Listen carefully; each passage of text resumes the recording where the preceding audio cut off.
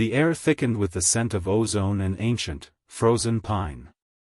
That night, the mountain didn't just howl, it screamed for blood. High above the Black Ridge peaks, Silas Vane, the savage sovereign, moved like a shadow cast by a dying sun. He was the alpha of alphas, a king who ruled through iron and the cold art of fear. In that moment, he believed himself a god, a predator who could never be prey. But then, the world tilted. A faint, metallic click echoed beneath his obsidian paw. Without warning, the ground exploded in a flash of silver. What followed was a lightning strike of agony that shattered his spine and turned his blood into liquid fire. It was the Kingslayer, a trap designed for the monster the world thought he was. To make things worse, as the silver poison crawled toward his heart, Silas looked up to see his own enforcers watching from the tree line. They didn't move to save him. They waited for the king to rot in the dirt. Still, fate is a fickle mistress. Silas dragged his broken body toward a flickering amber light in the distance, a human shed, a place where he should have found his death. Instead, he found her. Elara.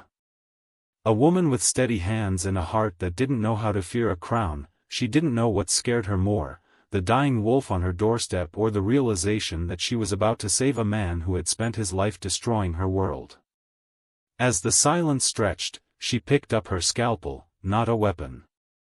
Between one breath and the next, a bond was forged in blood and silver that would either save the spire or burn it to the ground. Deep down, she knew the truth: mercy is the most dangerous game a human can play with a beast. And just like that, everything changed. Chapter 1: The Cold Edge of Command. The wind didn't just blow through the Black Ridge pines, it screamed like a dying god, and Silas Vane welcomed the frost.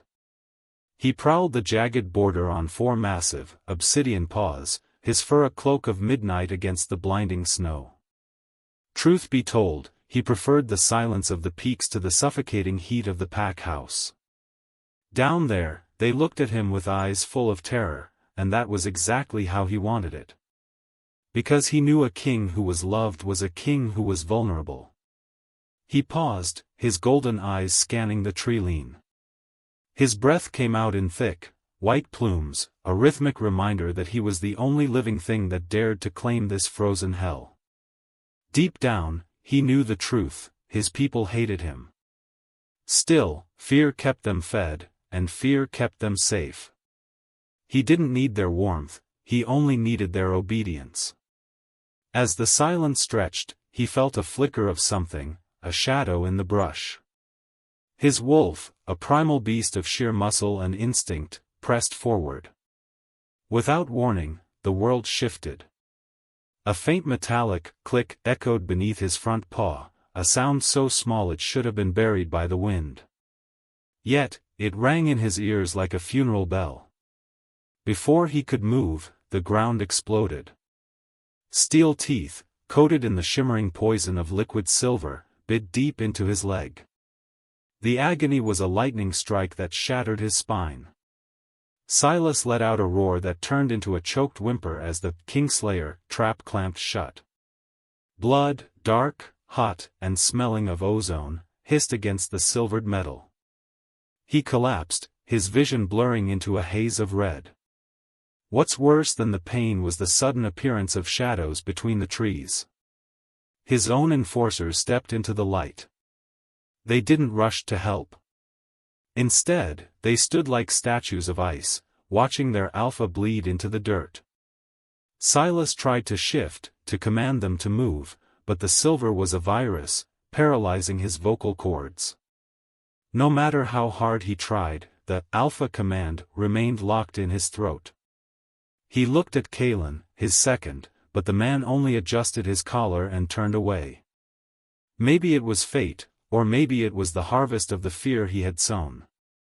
With every heartbeat, his strength drained into the snow. He realized then that his invincibility was a lie he had told himself for years. Eventually, the enforcers vanished into the blizzard, leaving him to the mercy of the mountain.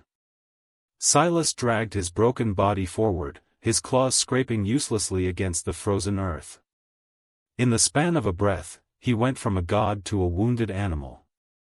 In the distance, a flickering amber light danced, a small shed at the edge of the human village. It was his only hope, though he knew the humans would likely finish what the silver started. Chapter 2: The Mercy of a Stranger. The shed smelled of dried lavender and old blood, a scent that cut through the metallic tang of Silas's own wounds. He collapsed against the wooden door with a heavy thud that rattled the hinges. He was no longer a king, he was a heap of matted fur and broken pride. She didn't know what scared her more, the wolf at her door or the silence that followed. Elara pulled the door open, her breath catching as she stared down at the monster on her doorstep. Silas looked up, his golden eyes hazy with fever. He expected the silver-tipped bolt. He expected the scream. Instead, the woman's shadow fell over him, and she reached out not with a blade, but with a steady hand. "Easy," she whispered, her voice a calm river in the storm of his mind. "You're burning up." Her body moved on instinct as she grabbed her medical kit. She didn't see a sovereign, she saw a patient. As if pulled by a string, she began to haul his massive weight into the warmth of the room. Silas felt the heat of the hearth, but it did nothing to stop the ice in his veins. In that moment, the space between them burned with an intensity he couldn't name. Elara knelt beside him, her fingers nimble as she began the agonizing process of extracting the silver shards. "This is going to hurt," she murmured, and truth be told, she underplayed it. She used a pair of iron forceps to grip the first fragment. As the metal pulled at his flesh, Silas's body arched, a growl rising in his throat. He tried to use his alpha voice to make her stop, to demand she treat him with the respect his rank deserved. But his voice failed. He was helpless, a prisoner in his own skin. He had to endure the touch of a human, a creature he had always considered beneath him. Yet, her touch wasn't weak. It was precise. It was unwavering. While the forest held its breath, she worked through the night, her brow furrowed in concentration. She wasn't looking for a bounty, she was looking for his heartbeat. She didn't know that he was the man who had ordered the heavy taxes on her village. She didn't know he was the wolf that haunted her nightmares. Because of that, she showed him a kindness that felt sharper than the silver. As the truth unraveled in his mind, he realized that for the first time in his life, someone was helping him without being ordered to. This realization made his chest ache more than the wound. Eventually, the last shard fell to the floor with a soft clink, and Silas slipped into a darkness that tasted like lavender and shame. Chapter 3: The Weight of a Debt. The morning light was a cruel needle against Silas's eyes. He woke to the sound of a bubbling pot and the rhythmic snip-snip of herbs being trimmed. He was back in his human form, naked save for a rough wool blanket that smelled of her. His world tilted as he tried to sit up. Elara was there in an instant, her hand firm on his shoulder. "Don't," she commanded. "The silver is gone, but the poison is still in your blood." Silas stared at her, his throat raw. "Who are you?" he managed to rasp. The words felt like sandpaper. "Someone who doesn't like seeing things die in the dirt," she replied, not looking at him. He watched her move around the small space. She was a human, fragile and small, yet she carried herself with a strength that rivaled his enforcers. Not only that, but she had stayed. He knew the village petition was that morning, the one day a year humans could ask for a reprieve from the pack's harsh laws. By staying with him, she had missed her only chance at safety. "Why?" he asked, his voice trembling. "I am a wolf. I am the reason your people live in fear." Elara stopped and looked at him, her eyes searching his. "You're a man right now," she said. "And you're a man who would have been dead by dawn if I hadn't stayed." Before either could speak, the sound of heavy boots thudded outside the shed. The air thickened. Silas felt his wolf stir, a low rumble beginning deep in his chest. It was the scent of his pack, but it didn't smell like a rescue. It smelled like a hunt. He looked at Elara, seeing the sudden terror in her eyes. Despite that, she didn't run. She stood between him and the door, her small frame a shield against the monsters she knew were outside. At that moment, something inside Silas shifted. He had spent his life building walls of ice and fear, thinking they were the only things that could protect him. Yet, here was a woman with nothing but a medical kit and a stubborn heart, standing her ground for a stranger. The silence roared between them as the door creaked. Silas knew he had to get his strength back, not just to reclaim his throne, but to ensure this woman wasn't destroyed by the very world he had created. Chapter 4: The Sound of the Hunt. The iron-toed boots of the patrol crunched against the frost outside, a sound that hammered against Silas's skull like a war drum. Inside the dim shed, the air thickened with the scent of wet fur and impending slaughter. Elara stood frozen, her hand white-knuckled around the handle of a heavy iron skillet, her only defense against the predators of the night. In that moment, Silas tried to surge upward, but his muscles felt like melted lead. The silver poison was still a ghost in his veins, mocking his title and his strength. "Stay down," Elara hissed, her voice a sharp whip. "If they see you like this, we're both dead." Moments later, the door was kicked open, the hinges screaming in protest as three massive men in leather furs stepped into the warmth. They were Silas's own scouts, men who had once bowed so low their foreheads touched the dirt. Now, they smelled of blood and betrayal. The leader, a scarred brute named Torin, scanned the room with a predator's grin. "Where is the Mutt, girl?" Torin growled, his voice a low vibration that made the jars on the shelves rattle. "We tracked the blood trail to your door." Deep down, she knew the truth: if she blinked, they would tear her apart. "I don't know what you're talking about," Elara said, her voice steady despite the way her pulse raced against her throat. "I've been treating a stray hound. Nothing more." To make things worse, Torin stepped forward, his nostrils flaring as he caught the scent of alpha blood. Silas watched through a crack in the floorboards from the crawlspace where Elara had shoved him seconds before. He felt the sting of humiliation. The savage sovereign was hiding like a rat while a human woman stood in the line of fire. As the silence stretched, Torin leaned in, his face inches from hers. "That's a lie," he sneered. "I can smell the king's rot on you." But then, Elara did something Silas never expected. She didn't flinch. Instead, she threw a handful of dried wolfsbane into the hearth. The flames turned a sickly green, and a pungent, choking smoke filled the room. The scouts recoiled, coughing and snarling as the herb clouded their heightened senses. As a result, their tracks were lost in the haze. They retreated, cursing the crazy healer, and the door slammed shut. Elara collapsed against the wood, her hands shaking for the first time. Silas dragged himself out, his eyes wide with a new kind of shock. She had saved him again, not because he was a king, but because she believed his life had value. Chapter 5: Fever Dreams and Cracked Glass. That night, the fever returned with a vengeance, turning Silas's world into a kaleidoscope of pain and memory. He tossed on the narrow cot, his skin slick with sweat as he drifted back to his childhood. He saw his father, a man of stone, breaking his hand for showing mercy to a runt of the litter. "Power is isolation, Silas," the ghost whispered. "To need is to die." He woke with a gasp, the taste of copper in his mouth and the feeling of a cold cloth on his brow.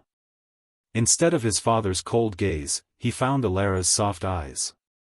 She was sitting on a stool beside him, her face pale in the flickering candlelight. "You were screaming," she said softly. "I don't scream," Silas barked, though the tremor in his voice betrayed him. "Everyone screams when they're breaking," she countered, wringing out the cloth. Without thinking, Silas reached out and caught her wrist. Her skin was warm, a startling contrast to the cold void he had lived in for years. The space between them burned with a tension that wasn't just about survival. In the quiet that followed, he looked at her, really looked at her, and saw the exhaustion etched into her features. She was wasting her limited food and medicine on a man who had done nothing but take from her world. "Why are you doing this?" he asked, his voice a low rumble. "You have no reason to be kind to me." Truth be told, Elara didn't have a simple answer. She looked at the fire, her expression distant. "My mother used to say that the world is broken enough. If we don't fix the things we find, what's the point of living?" As if fate demanded it, Silas felt a crack in the armor around his heart. For years, he had lived by the rule of, take or be taken. Yet, this woman was giving. She was a healer who thrived on being needed, while he was a destroyer who thrived on being feared. Because of that, he realized he was the one who was truly weak. He was a man burdened by a debt he could never repay with gold or power. He watched her fall asleep in the chair, her head lolling to the side, and for the first time in his life, Silas Vane felt the urge to protect someone without expecting a single thing in return. Chapter 6: The Broken Deadline. Come morning, the village bell tolled in the distance, a hollow, mournful sound that echoed through the valley. Silas sat on the edge of the bed, his strength returning in slow, agonizing drips. He knew what that bell meant. It was the end of the petition. Elara had missed her chance to ask for the grain tax to be lifted, all because she was tending to his wounds. "The bell," Silas said as she entered with a bowl of broth. "You missed it." She didn't know what scared her more, the loss of her village's safety or the look of genuine guilt on the Alpha's face. She merely nodded, setting the bowl down. "I made my choice, Silas. I couldn't leave you to bleed out." In that moment, Silas felt the weight of his crown more heavily than ever before. He had sat on his throne and signed the decrees that made her life a struggle. Not only that, but he had enjoyed the order it brought. What followed was a realization that tasted like ash: his order was built on the backs of people like her. So, he reached out and took her hand, his thumb grazing the calluses on her palm. "I will make it right," he promised, his voice regaining the iron authority of a king. "How?" she asked, a bitter laugh escaping her lips. "You can't even stand without my help." Maybe it was fate, but as if answering her challenge, the sound of a familiar howl tore through the air. It wasn't a scout this time. It was Kalen. The second was calling for his king, but there was no loyalty in the sound, only the hunger of a scavenger. Before she could move, Silas stood up. His legs wobbled, but he refused to fall. He wrapped his hand around her neck, not to hurt her, but to pull her close, his forehead resting against hers. With his scent in the air, a mix of pine and storm clouds, the world narrowed down to just the two of them. "I am the sovereign," he whispered. "And I am in your debt. That is a dangerous thing for my enemies." Still, the thud of boots returned, more numerous this time. The tension broke as the shadows of a dozen wolves fell across the windows. Silas knew he had to lead them away from her clinic, but he also knew he couldn't do it alone. He looked at Elara, the woman who had mended his flesh, and realized she was now the only one he could trust to mend his kingdom. Chapter 7: The Shadows in the Glass. The morning mist clung to the ground like a burial shroud, thick and cold. Silas stood pressed against the rough-hewn wall of the shed, his breath hitching as he watched through a jagged crack in the wood. Outside, a full-pack patrol had circled the clearing, their horses stamping the frozen earth into a muddy pulp. In that moment, he felt a surge of protective fury that nearly overrode his common sense. Yet, his legs were still unsteady, and his wolf remained buried under a layer of silver-induced lethality. "I'll handle them," Elara whispered, her voice a thin wire of courage. Without another word, she stepped out into the biting wind, pulling her shawl tight around her shoulders. Silas watched her, his heart hammering against his ribs like a trapped bird. Before either could speak, the patrol leader, a man with eyes as cold as flint, stepped forward. He was Kalen's personal guard, a brute who took pleasure in the tax collection of the weak. As the silence stretched, the brute leaned down from his saddle, his shadow swallowing Elara whole. "Where is the Alpha Healer?" the guard demanded, his voice a low, dangerous rumble. "I've told your scouts already," Elara replied, her chin tilted high. "I haven't seen any wolves, only the tracks of cowards who run in the night." To make things worse, the guard lashed out with his whip, the leather snapping just inches from her feet. Silas's claws dug into the wood of the wall, his vision tunneling into a murderous red. Despite that, he forced himself to stay still. He saw the way Elara's hands were tucked into her pockets, hiding the tremors that shook her frame. What's worse was the realization that she was fighting a war of words to save a man who had once been her oppressor. Eventually, the patrol grew bored of her defiance, and with a final, lingering threat, they galloped back into the trees. Chapter 8: The Weight of the Crown. Soon after, Elara stumbled back into the shed, her face the color of bleached bone. The door had barely latched before her knees buckled. Silas moved before he could think, his arms catching her as she fell. In that moment, the physical proximity forced him to see her not as a medic, but as a woman who had just stared death in the face for him. The space between them burned as he held her, his large hands looking brutal against her delicate shoulders. "You're a fool," Silas growled, though there was no heat in it. "They would have killed you." "And you would have let them?" she challenged, her breath warm against his neck. Truth be told, Silas didn't have an answer. He helped her to the stool, his own body protesting the effort. No matter how hard she tried, she couldn't stop the shaking, so Silas did the only thing he knew how to do. He sat on the floor at her feet, leaning his head against her knee. It was an act of submission that would have shocked his court to their cores. Because of that, the air in the room changed, shifting from the clinical to the intimate. "I've spent my life being the hunter," Silas admitted, his voice a low vibration in the quiet room. "I never knew what it felt like to be the one hiding in the dark." As her wolf stirred, or rather, as his own beast recognized her scent, he realized he valued her precision and her fire. More importantly, he saw the tragedy in her isolation. She was a healer in a land that only valued scars. Wait, she didn't know what scared her more, the danger outside or the way her soul answered the man at her feet. Just like that, the boundary between patient and protector dissolved, leaving only two lonely souls in a world made of ice. Chapter 9: The Return of the King. That night, the peace was shattered by a scent that made Silas's blood turn to fire. It was the smell of ozone and expensive tobacco, Kaelin. As if summoned, the door didn't just open, it was shoved aside with the casual arrogance of a man who thought he had already won.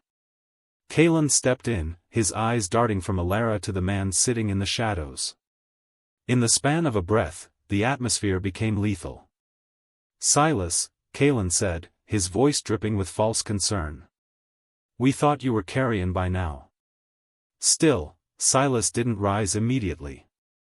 He used every ounce of his remaining strength to project an aura of perfect health, masking the agony in his leg. What followed was a display of pure alpha dominance. He stood, his height filling the small room, and looked down at his second. Her world tilted as she saw the transformation. The wounded man was gone, replaced by the sovereign. "You thought wrong, Kaelin," Silas said, his voice a razor edge of command. "And thoughts like those tend to be fatal." But then, Kaelin's eyes flickered to Elara, a dark promise written in his stare. "The pack is restless, Alpha. They say you've gone soft. That you're nesting with a human." Before the words left her lips, Silas stepped between them, his hand resting on the hilt of a knife he had taken from the table. Which meant the mask of the Alpha was back on, but it felt heavier and more dishonest than ever before. He had to reclaim his crown to protect Elara, even if it meant returning to the world of fear he now loathed. As the silence roared, Kaelin bowed, a mocking gesture that promised more blood to come. With every step he took out of the shed, Silas felt the weight of his destiny settling back onto his shoulders, but this time, he wasn't carrying it alone. The enforcers bowed to him in the yard, but the look of sheer shock on Elara's face was the only thing Silas actually felt. Chapter 10: The Vulture's Welcome. The iron spire keep loomed over the jagged cliffs like a jagged tooth of stone, cold and unyielding. That night, Silas returned to his seat of power, not as a conquering hero, but as a man walking into a den of vipers. He kept Elara close to his side, his hand resting firmly on the small of her back. Because of that, the whispers in the great hall died down into a suffocating silence. He watched his loyal court scramble to hide their disappointment that he was still drawing breath. "You look surprised, councilman," Silas remarked, his voice echoing against the vaulted ceiling. What's worse was the way they looked at Elara, as if she were a piece of meat brought to a banquet. More importantly, Silas saw the subtle shift in the guard stances. They weren't looking to him for orders anymore. They were looking at Kaelin. Deep down, she knew the truth. This place was far more dangerous than the forest. Elara felt the weight of 1,000 hateful stares, yet she kept her head high. In that moment, Silas turned to the room, his eyes glowing with an internal fire. "This woman is Elara. She is now my personal physician," he announced, his tone leaving no room for debate. "She is my eyes and my ears. To touch her is to touch the Alpha." As a result, the room felt 10 degrees colder. He knew he was making her a target, but she was the only one in this cursed castle who didn't have a knife hidden behind her back. Chapter 11, The Loyalty Feast. The moment their eyes locked across the long mahogany table, Silas knew the loyalty feast was a farce. It was supposed to celebrate his return, but the air smelled of sour wine and hidden agendas. As if fate demanded it, he noticed the centerpiece, a boar's head with a silver dagger through its skull. It was a message, clear as day. Silas forced his court to eat, watching their pulses jump in their necks as Elara stood behind his chair, observing every twitch. "Tell me, Kaelin," Silas said, swirling his wine. "Why does the kitchen smell like a funeral pyre?" "Just a celebration for your recovery, Alpha," Kaelin replied, his smile not reaching his eyes. In fact, the man looked like he was vibrating with a secret triumph.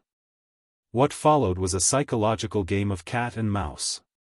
Silas leaned back, letting the silence stretch until it became unbearable. He enjoyed the way the elders squirmed under his gaze. Still, he could feel Elara's discomfort with his cruelty. She didn't like the way he toyed with them. She felt it, clear as day, that Silas was sliding back into the monster he used to be. Between one breath and the next, she caught his eye, and the judgment in her stare hit him harder than any silver blade. He realized then that to keep her respect, he might have to change the very foundation of how he ruled. But then, a secret look was shared between Kaelin and the head of the guard, and Silas knew the time for talk was over. Chapter 12, Broken Commands on the Balcony. Soon after the feast ended, Silas found Elara on the high balcony, staring out at the moonlit peaks. The air thickened with the scent of pine and the coming storm. He approached her, his shadow falling over her small frame. Without thinking, he reached out to touch her hair, but he stopped himself. He didn't know how to be gentle in a place built on iron. "I am ordering you to stay in the inner chambers," Silas said, his voice dropping into his alpha register. "It isn't safe for you to wander." No matter how hard she tried, Elara couldn't hold back her anger. She turned to face him, her eyes flashing.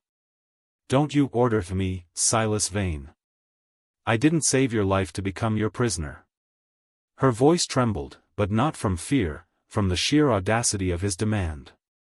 Truth be told, Silas was stunned. No one had ever pushed back against his command. In the quiet that followed, he realized he didn't know how to ask for anything. He was a king who only knew how to take. As if the world narrowed, he stepped closer, the space between them burning with a raw, desperate energy.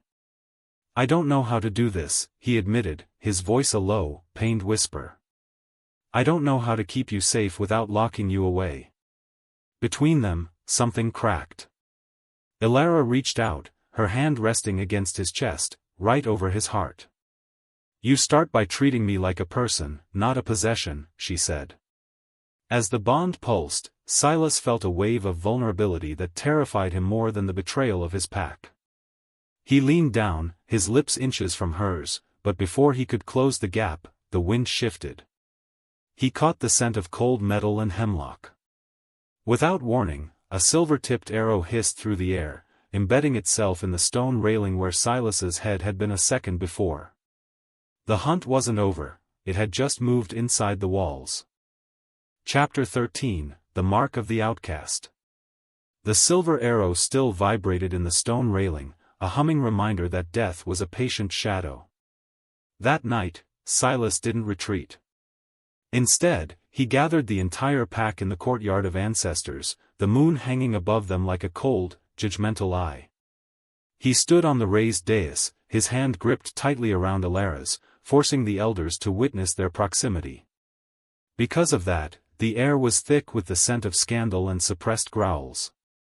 The laws of the Spire are ancient, Silas began, his voice cutting through the wind like a jagged blade. They say a human is a guest or a ghost. But today, I break the cycle.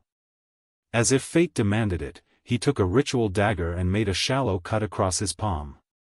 Not only that, but he reached for Elara's hand, his eyes asking for the trust she had already given him a dozen times over.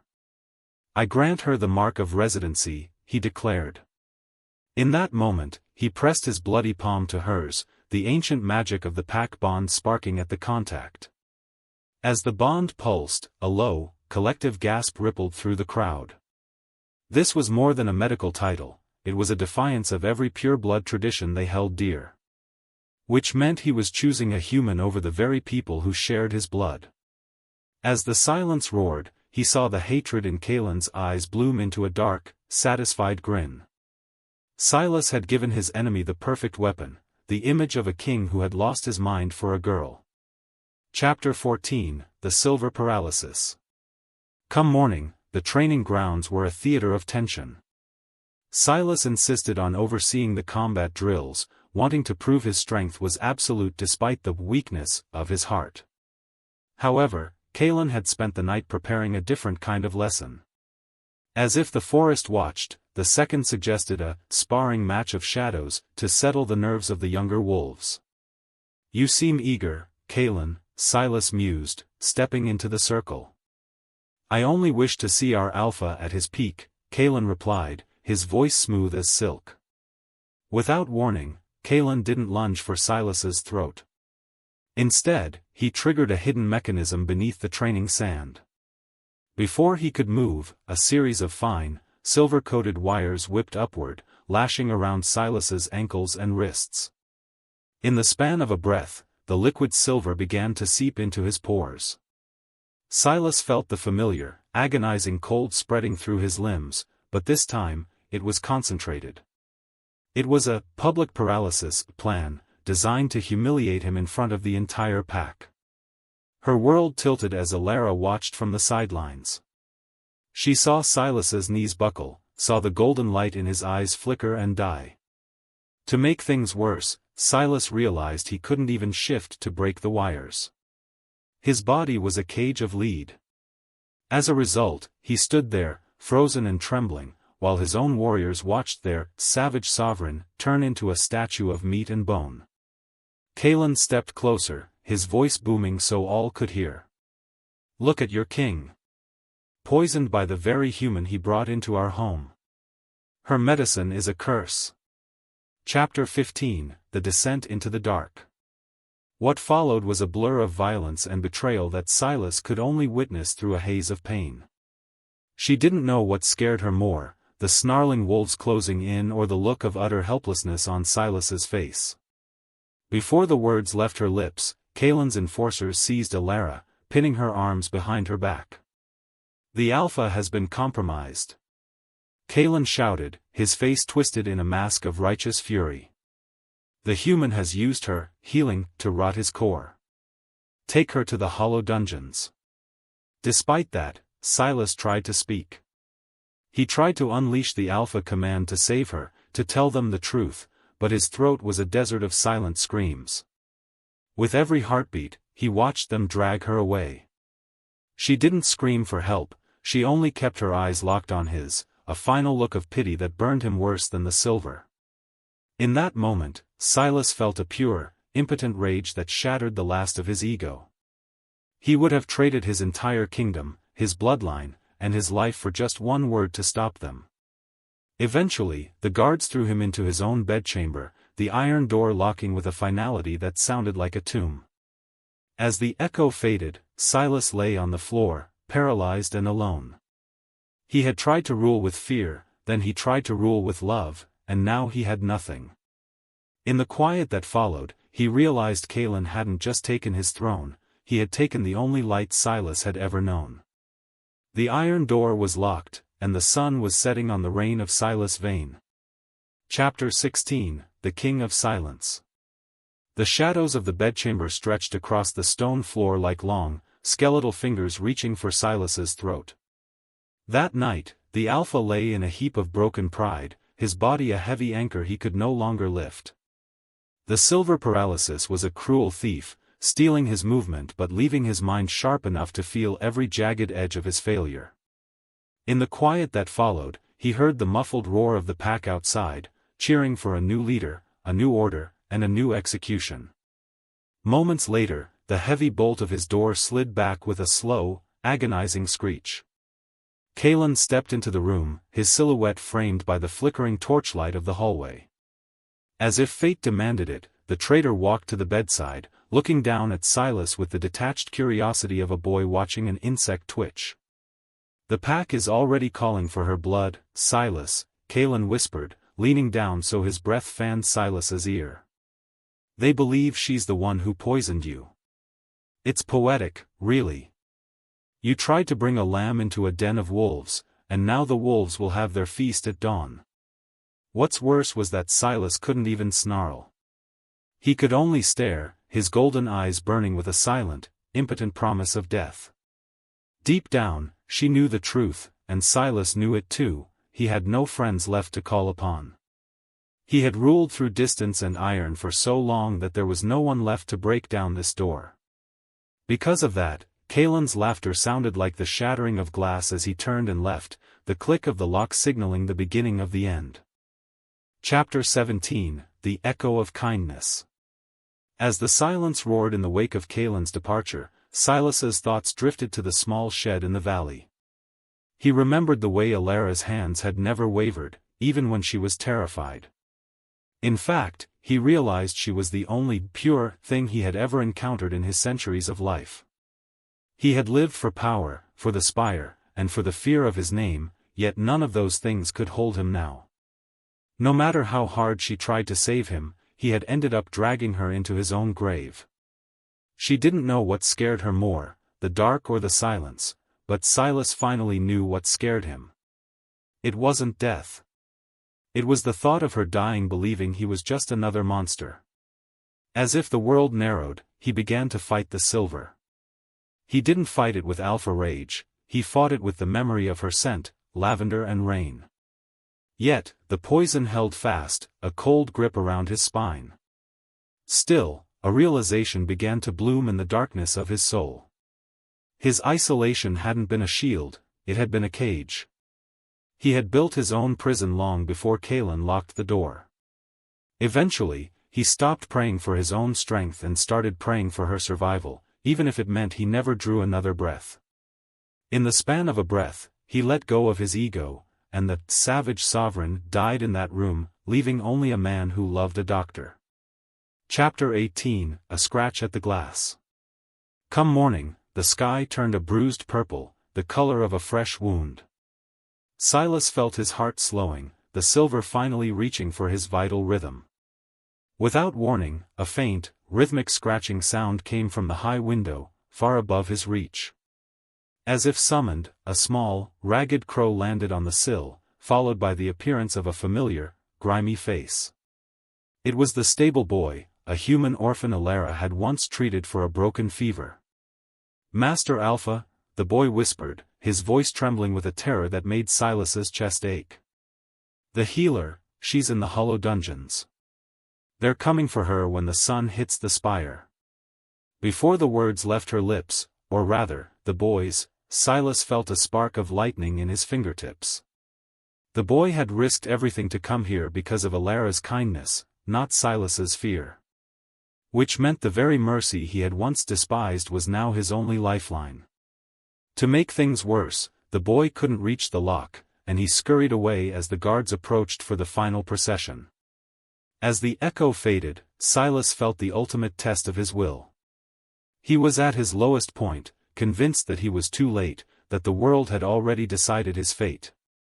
With every heartbeat, he waited for the sound of the executioner's bell. But then, the scent hit him, clear and sharp through the cracks in the stone. It wasn't the scent of the pack. It was the smell of crushed medical herbs and a sharp, metallic tang. Her soul answered his silent call before she even entered the room. The air in the chamber shifted, and Silas realized that even in the dark, the light has a way of finding a crack. The scent of lavender filled the room, and for the first time in his life, the king felt a flicker of hope that wasn't built on blood. Chapter 19, The Surgeon's Gamble.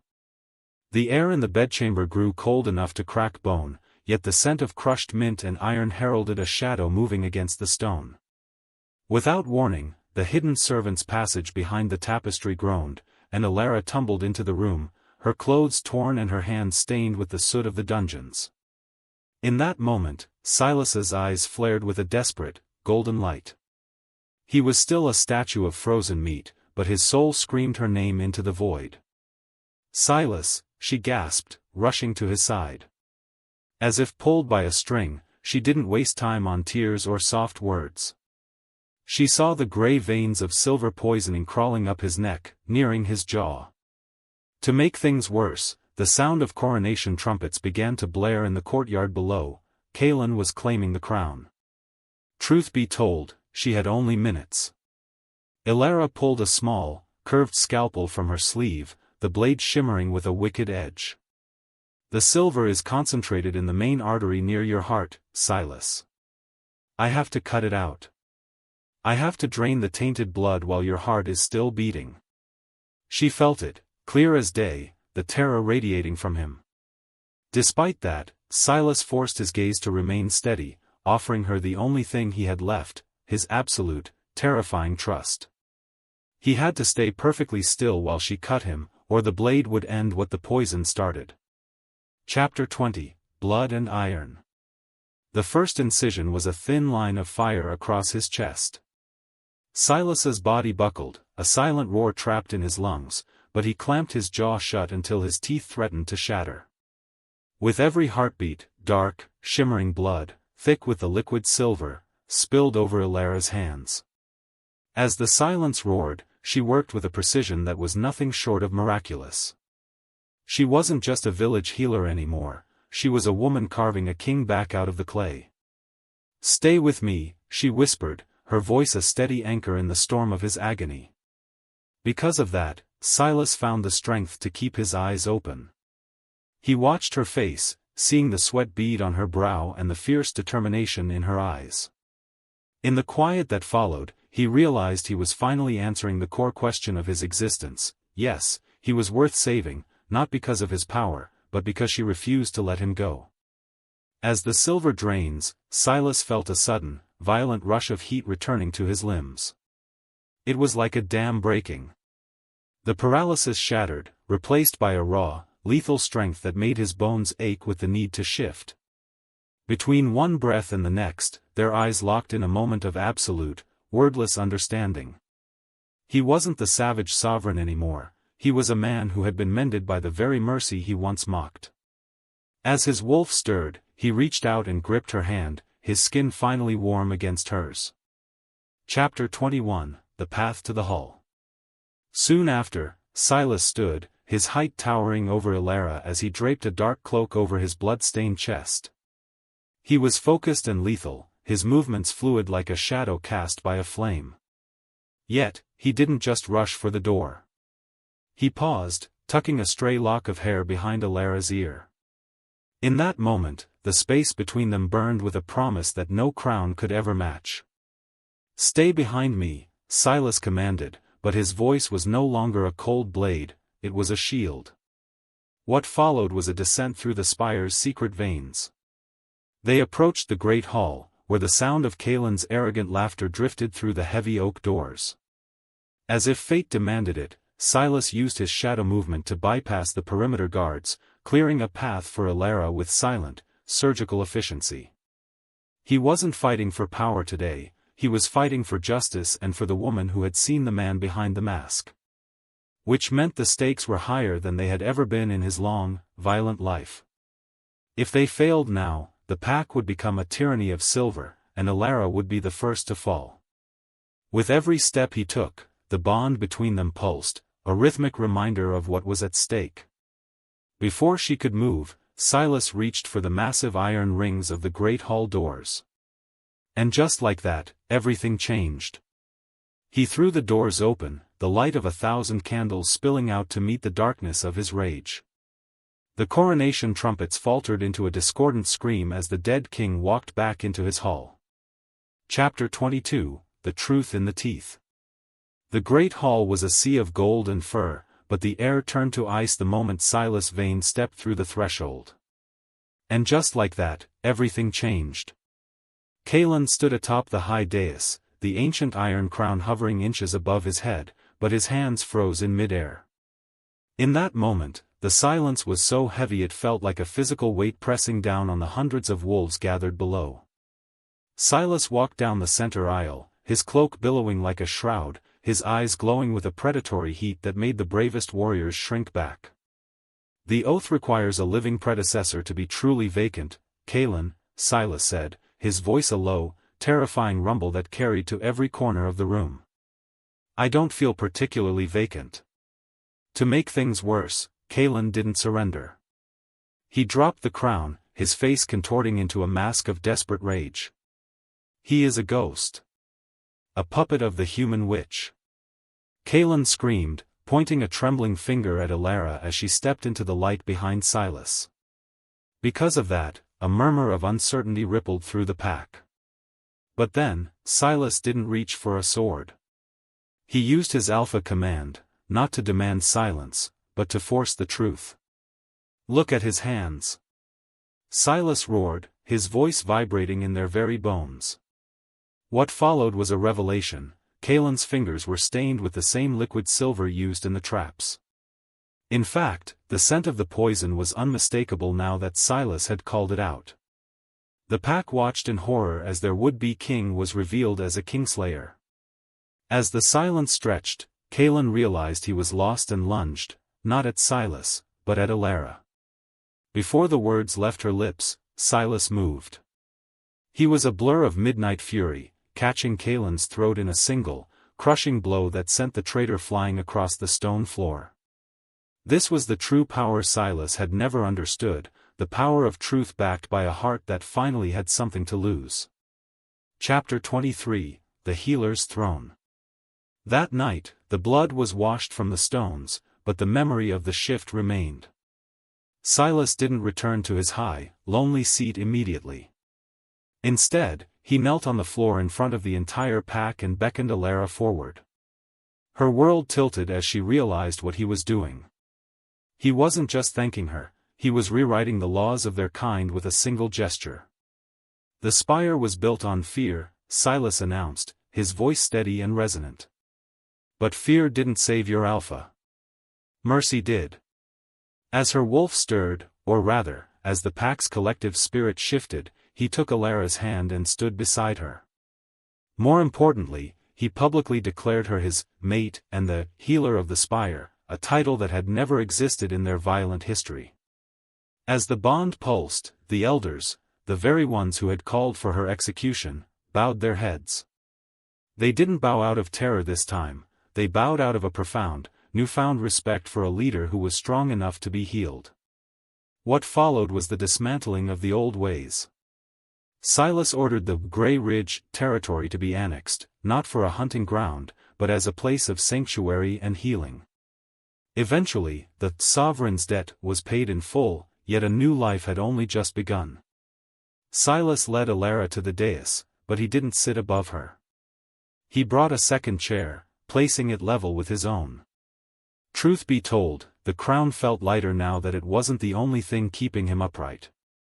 Chapter 24, The Blooming Ridge. Come morning, the sun broke over the peaks, turning the frost into a million dancing diamonds. Silas stood on the balcony of the clinic he had built for Elara at the edge of the spire. As the wind shifted, he watched her tending to a young pup's paw, her movements as gentle and precise as they had been in that small, dark shed. Still, he felt the old urge to be the savage sovereign fade into a peaceful hum. "You're thinking again," Elara said, not looking up from her work, but a smile tugged at her lips. "I'm thinking I was a very poor king for a very long time," Silas admitted, leaning against the doorframe. No matter how hard she tried, she couldn't hide the love in her eyes as she stood and walked toward him. The space between them burned with a soft, enduring heat. Silas reached out, picking a small, white flower from a vine that had begun to climb the stone, a flower that used to mark the locations of traps. Maybe it was fate, but he realized the greatest strength wasn't the power to command 1,000 wolves. Deep down, he knew the truth, it was the courage to let someone in. As if the forest watched, they stood together, looking out over a kingdom that was no longer built on silver and bone, but on the steady, quiet heartbeat of a man who had finally found his soul. And just like that, everything changed. Epilogue, The Sovereign's Flower. Silas stands at the edge of the now blooming briar hollow. The jagged edges of the mountain seem softer today. He isn't a god anymore, just a man who loves a doctor. He watches a child run through the tall grass, unafraid of the shadows in the trees. With a single glance back at the spire, he realizes his journey is complete. He had to lose his voice to find his heart, and he had to lose his crown to find his home. He walks toward Elara, a rare, genuine smile breaking across his face, finally understanding that the strongest bond is the one that sets you free. The sovereign's debt is paid, but their story is only just beginning.